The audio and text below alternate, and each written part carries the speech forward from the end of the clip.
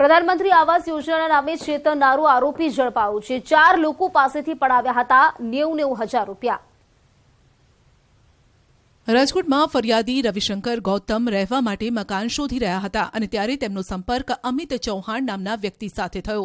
ઘર શોધી રહ્યા હોવાનો લાભ ઉઠાવી અમિતે ફરિયાદીને પ્રધાનમંત્રી આવાસ યોજના અંતર્ગત મકાન આપવાની લાલચ આપી। જો કે અમિતે તેના માટે 90,000 રૂપિયાની શરત મૂકી।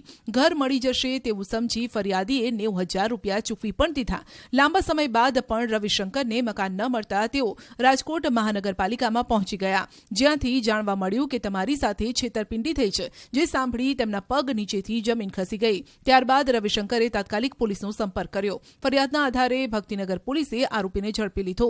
તપાસમાં આરોપીએ રવિશંકર ઉપરાંત અન્ય 4 લોકોને પણ આ રીતે છેતર્યા હોવાનું સામે આવ્યું।